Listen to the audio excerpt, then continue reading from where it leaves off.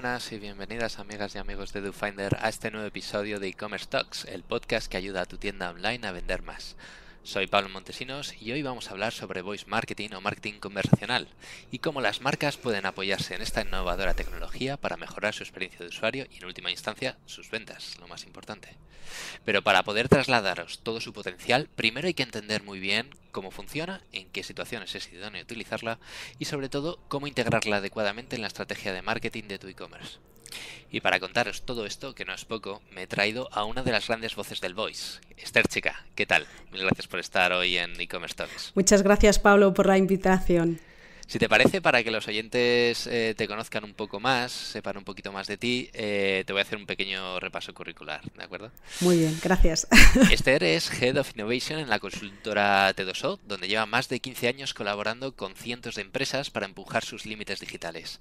También es embajadora de las comunidades Open Voice Network y Women in Voice, donde ejerce un rol evangelizador de esta tecnología. Y además es mentora desde hace 10 años en dos de las principales escuelas de negocio digital, como son The Valley e ISDI. Esta última, por cierto, donde yo tuve el placer de conocerte en un espectacular módulo de SEO.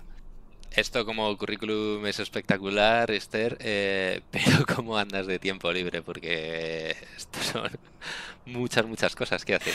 Pues lo has definido muy bien. Pues es verdad que yo dedico mucho tiempo, a nivel profesional le dedico mucho tiempo, pero luego a nivel de ocio, parte de la parte profesional también me lo llevo muchas veces a la parte de ocio, y ahí es esa parte de lo que sería la formación en escuelas de negocio o el trabajar con comunidades de mujeres a nivel tecnológico. Le dedico mucho tiempo. Y desde hace más de un año trabajo un programa de podcast para Subterfuge Radio, que lo iniciamos en la pandemia por el problema que había de no poder ir a disfrutar la música en directo, y a raíz de ahí surgió la iniciativa de, oye, ¿por qué no montamos un programa de podcast donde expliquemos cómo los artistas pueden ayudar a desarrollar su ecosistema digital más allá de trascender más allá de lo que es su obra musical, pues que tuviesen un mayor conocimiento de las implicaciones que tenía en un momento en el que el digital podía ser una opción a dar visibilidad a su actividad. Y esa parte, pues bueno, también la estoy dedicando desde hace ya más de un año y pico, bastante tiempo. Me gusta mucho. Antes de la pandemia iba muchísimo a escuchar música en directo, soy una gran consumidora de la música en directo, y llevar la parte esta del conocimiento digital a la parte musical pues ha sido y está siendo una experiencia muy agradable. Y bueno, también hasta antes de la pandemia viajaba mucho, soy una gran viajera. Y hay que retomar, y ahora estoy empezando otra vez a retomar, sí, con otro tipo de hábitos en este ocio, pero sí, vuelvo a viajar. Pues hechas las presentaciones, si te parece entramos en materia y lo hacemos por lo principal o lo básico. ¿Qué son el voice marketing y el marketing conversacional? ¿Son lo mismo? ¿Son complementarios? ¿Uno está dentro del otro? Cuéntanos. Pues te voy a definir lo que es el marketing conversacional según la experiencia que yo estoy teniendo desde hace ya unos años que trabajo con diferentes marcas. Al final, el marketing conversacional lo que hace es emular las dinámicas de comunicación que tenemos las personas en nuestro día a día, pero utilizando como canal los asistentes virtuales. Los asistentes virtuales, ya sean de voz o sean de texto. Es verdad que el marketing conversacional empezó a tener su arranque con la incorporación de asistentes virtuales de texto que tenían un objetivo pues más orientado a los procesos de venta, a los de atención al cliente. Sin embargo, con la presencia de los asistentes virtuales de voz pues quedaría bastante incompleto si no los incorporamos como parte impulsora de lo que es el marketing conversacional. Uh-huh. Y respecto a las estrategias desde un punto de vista de marketing, ¿qué es capaz de ofrecerle a las marcas? ¿Dónde tiene su área de influencia?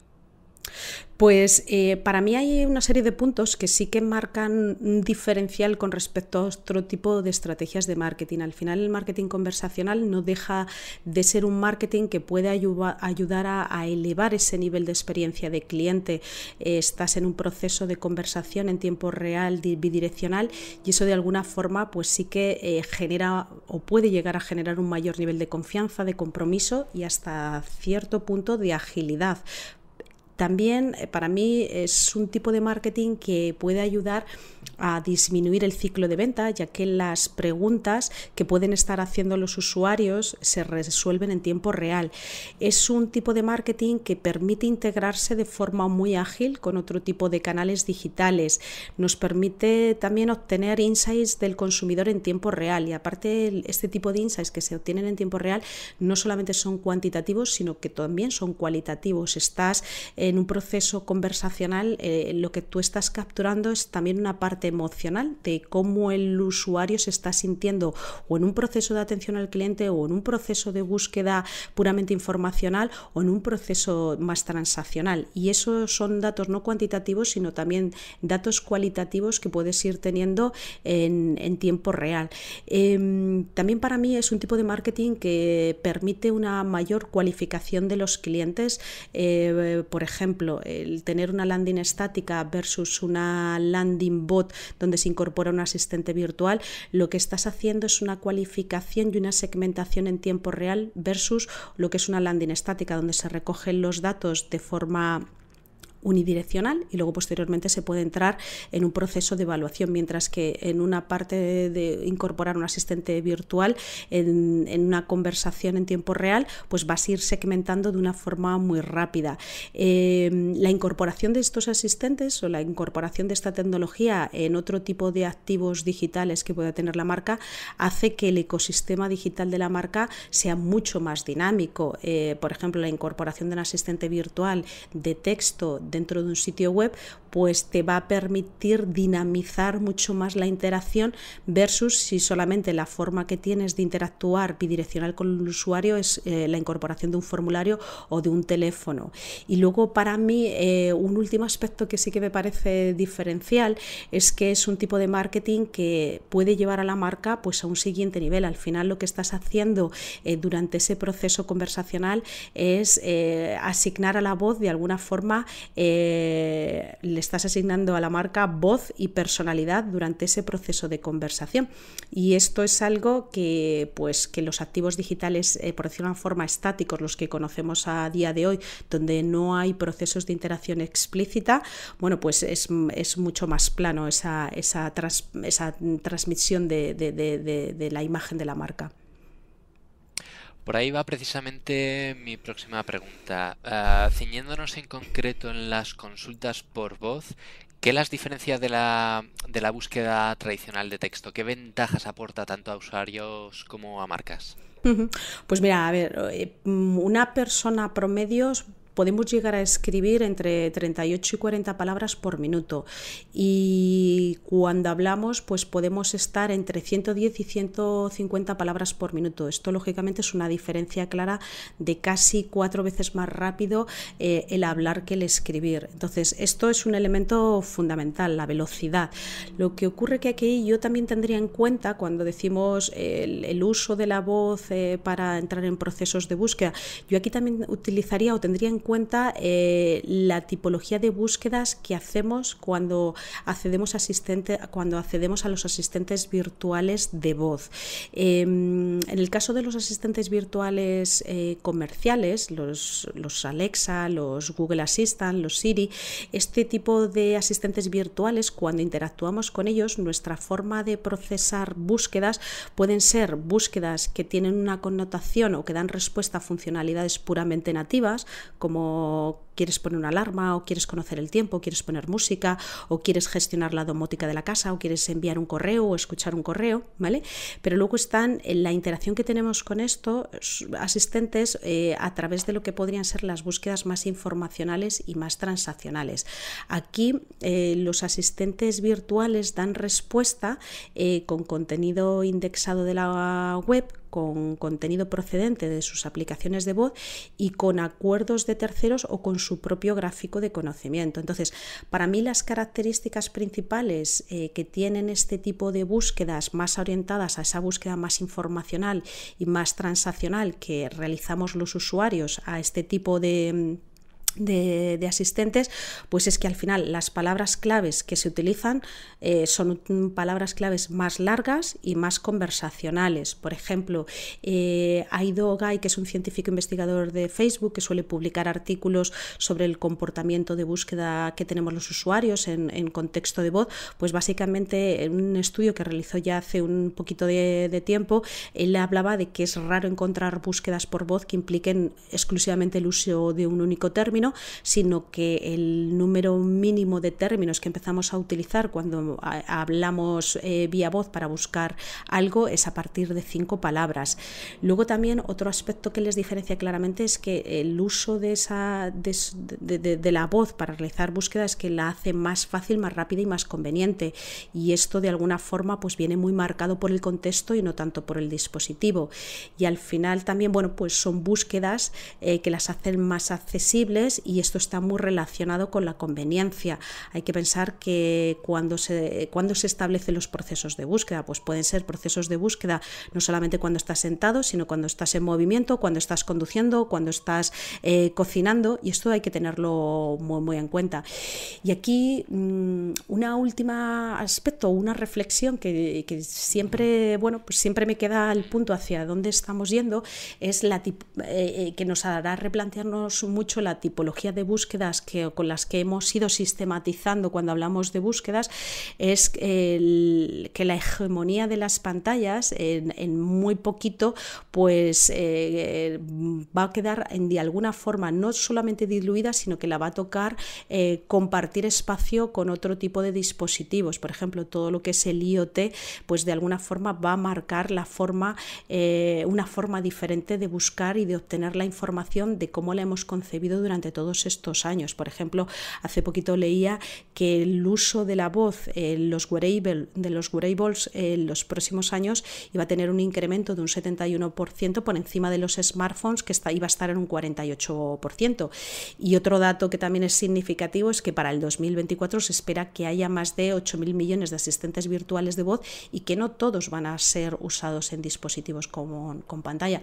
Con lo cual, la diferencia entre el uso de las búsquedas por voz y las búsquedas tradicionales, entendidas por las búsquedas escritas con las que nos hemos familiarizado desde hace más de 20 años y que nuestro dispositivo natural ha sido el móvil, ha sido el escritorio, ha sido la tablet, pues esto de alguna forma tendrá que ir compartiendo espacio con otro tipo de dispositivos, y que la forma de ella de acceder a las búsquedas no va a ser solamente escrito, sino también va a ser por voz, y que la forma de sistematizar esta tipología de búsquedas pues lógicamente va seguramente a tener un cambio importante.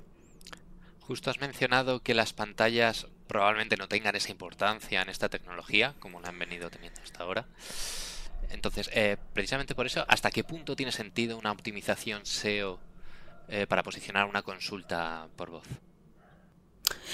A ver, nosotros podemos trabajar los aspectos de optimización de nuestros contenidos, optimizar con foco pues cómo impulsar determinados aspectos de los core vitals en términos de tiempo de carga o de la experiencia de usuario, tener en cuenta fragmentos destacados, datos estructurados, cómo construir una página de fax. Todos estos elementos sí que están ayudando, sí que pueden ayudar a la visibilidad de dar respuesta con ese contenido indexado a una búsqueda por voz.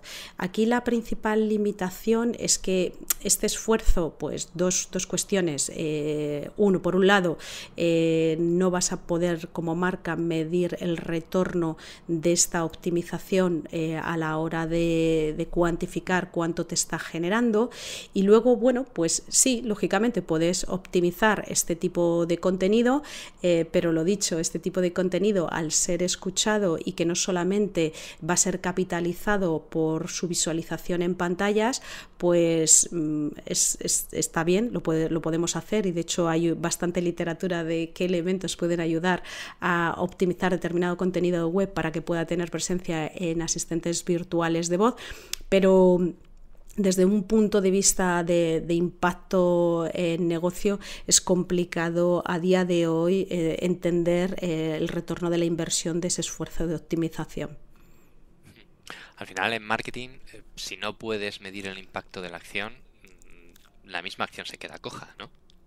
Sí, ¿no? Y aparte que otra de las cuestiones que aquí hay que tener en cuenta es que cuando hablamos de los procesos de optimización de contenido, esta parte denominada como el voice search, a ver, estamos hablando de optimizar contenido de web, aplicando la praxis SEO que conocemos, y que de alguna forma esa buena praxis de optimización de SEO para impactar en un entorno de web también se traslada o puede ser beneficiada en una búsqueda en un asistente virtual. Pero no olvidemos que en el asistente virtual que tendría impacto sería en un Google Assistant principalmente. Cuando estamos hablando de Alexa, pues Alexa tiene otras formas de dar respuesta a los contenidos. Hay que tener en cuenta que Alexa no tiene una web.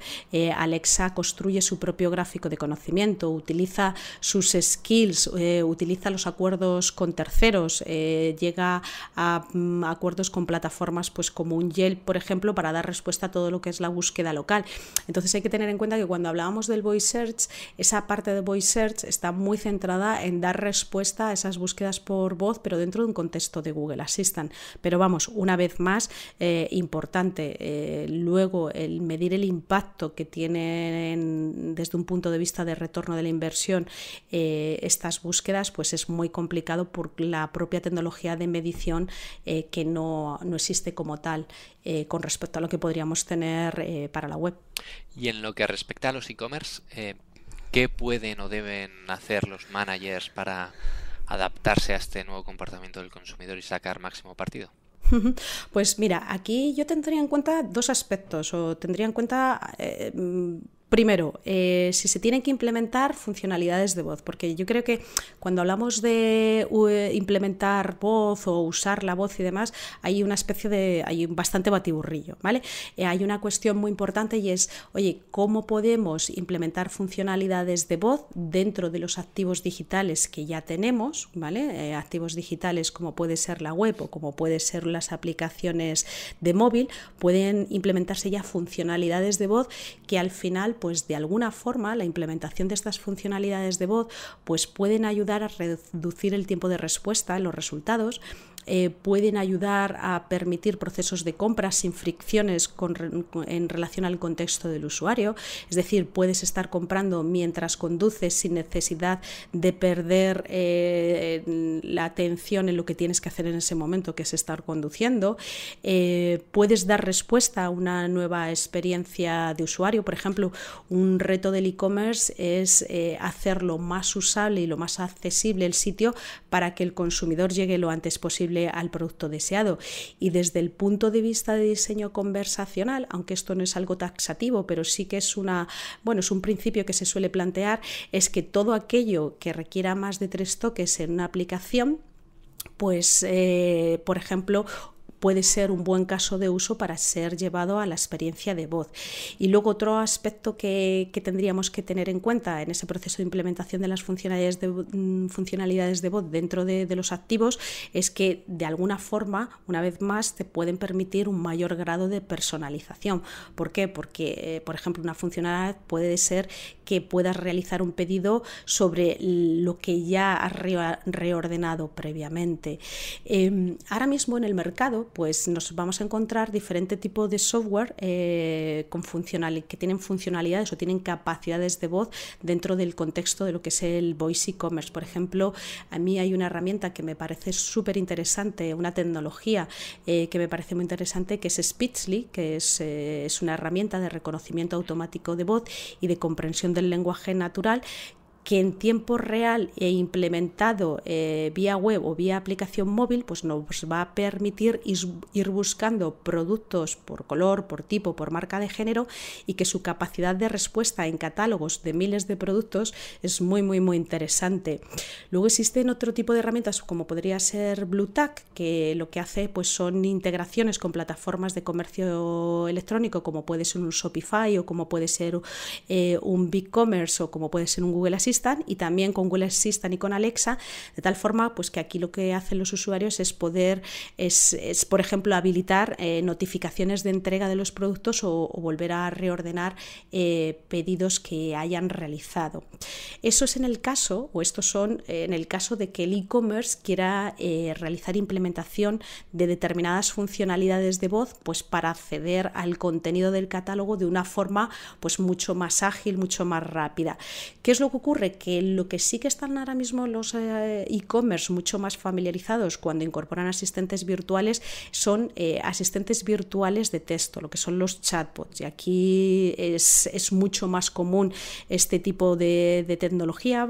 Suelen incorporarse en cualquier etapa del funnel para dar respuesta a esta, tanto en procesos más transaccionales como en procesos de atención al cliente, y de hecho la incorporación de esta tecnología y estas herramientas durante la pandemia se ha visto bastante favorecida precisamente por esa parte de dar respuesta a la falta de interacción física.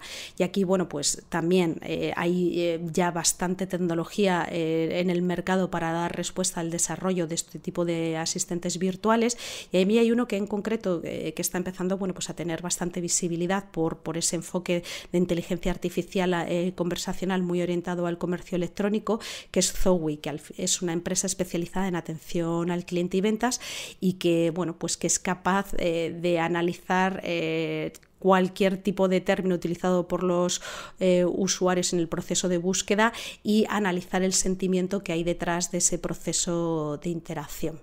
Entonces, llegado el caso en que un e-commerce se lanza al voice, ¿para qué tipo de situaciones o momentos de usuario tiene más sentido? El descubrimiento, el interés de la marca, la comparación de producto, la decisión de compra.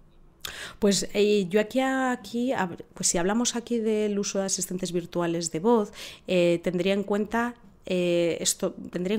estos aspectos. Aquí hay que tener en cuenta que es necesario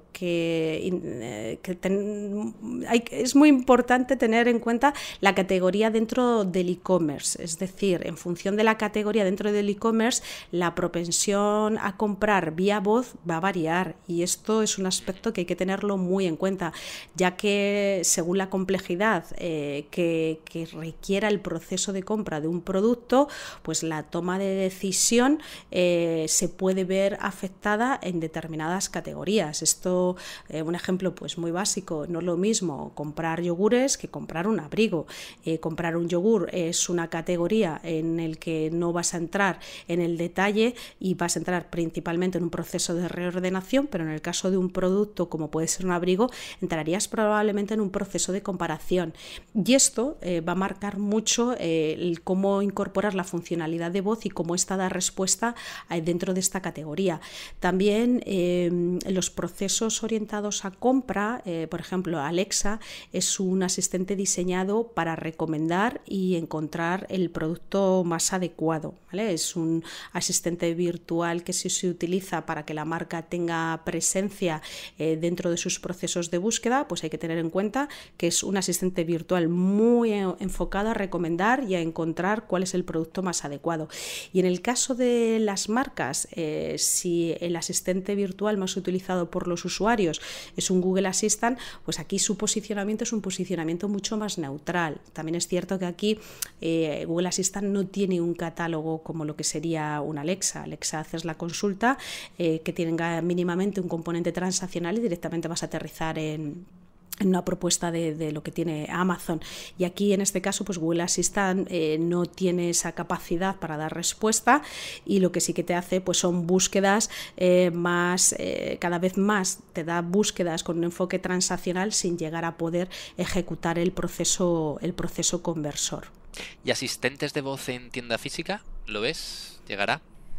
Pues sí, sí que, de hecho ya lo hay. De hecho, en el caso de Amazon Fresh, desde el 2020, con Alexa, a través de sus Echo Show, los usuarios pueden comprar por voz en los establecimientos. Aquí hay una cuestión, y es que la incorporación de voz tiene que estar muy alineado al contexto y a la utilidad que perciba el usuario.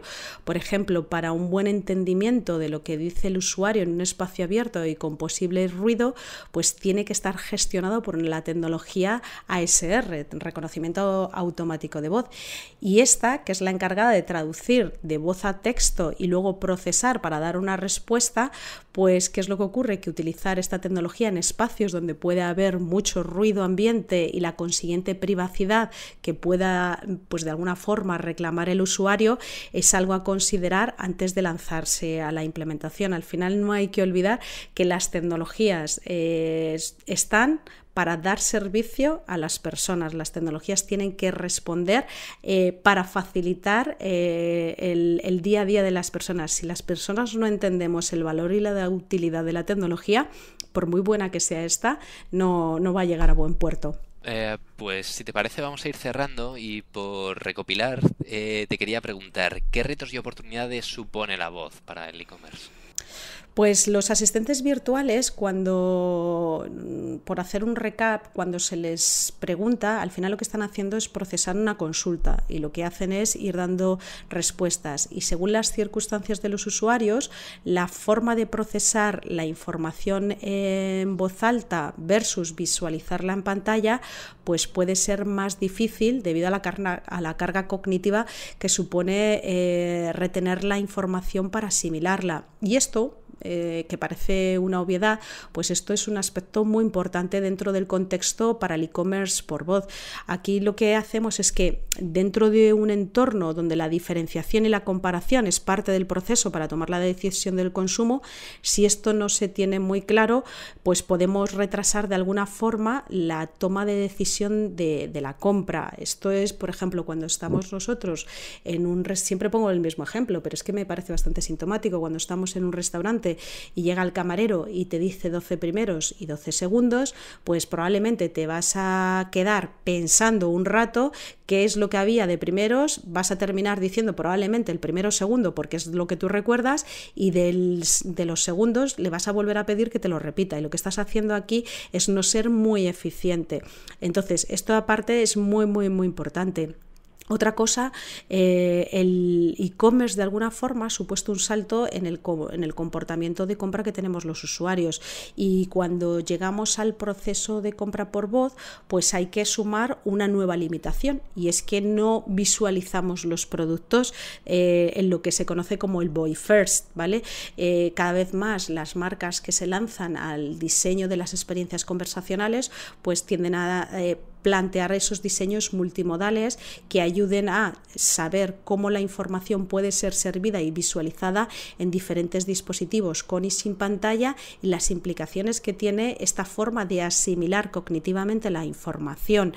Otra cuestión también que hay que tener en cuenta es que los asistentes conversacionales dentro de un proceso de compra pues de alguna forma pueden provocar una pérdida de autonomía del consumidor durante ese proceso de evaluación y decisión, y esto se debe principalmente a los algoritmos que se utilizan, que de alguna forma pues no dejan de ser los que determinan qué es lo que nos puede interesar en base a aprendizajes previos, y esa pérdida de autonomía pues de alguna forma también es relevante tenerlo en cuenta. Otra cuestión es que las marcas también en este proceso de construcción de la experiencia de voz pues no lo deben de hacer de forma aislada, no deben de trabajar esta estrategia o esta aproximación de forma verticalizada. Tiene que hacerse pensando a medio largo plazo cómo va a formar parte de la estrategia de su omnicanalidad. El plantear estas estrategias y desarrollar estas estrategias por puro efecto wow o simplemente por un impacto puramente de testear y ver si es interesante o no, pero no ir un poco más allá, pues puede generar muchas falsas expectativas y probablemente se puede quedar en un retorno de no vuelta, algo que puede ser ser muy interesante si se concibe desde las primeras etapas. Y luego lo último que yo plantearía es que dentro del contexto actual de la pandemia, donde el incremento de los negocios a nivel digital, esto va increciendo, pues esto de alguna forma va a obligar a invertir mucho más en branding para que la marca siga siendo una opción para el consumidor. ¿Y esto qué es lo que supone para las marcas? Pues que de alguna forma esto les obliga a hacer un esfuerzo no solo para dar respuesta a lo que es entornos de web a nivel web gráfica y móvil, sino la construcción de preferencia dentro de los canales de voz. Y esto es un coste adicional, no solamente económico, sino de conceptualización y de estrategia muy, muy importante, que hay que plantearlo cuando hablamos de este tipo de tecnologías. Genial. Pues vamos a poner punto y final aquí, porque el tema pues daría para muchos más episodios de e-commerce talks. Entonces, nada, quería agradecerte, Esther, que te hayas pasado por estos e-commerce talks de DoFinder, y que aprovechemos próximas ocasiones para seguir hablando de este y otros muchos temas. Pues muchas gracias, Pablo, por la invitación, muchas gracias por la presentación y que haya una siguiente.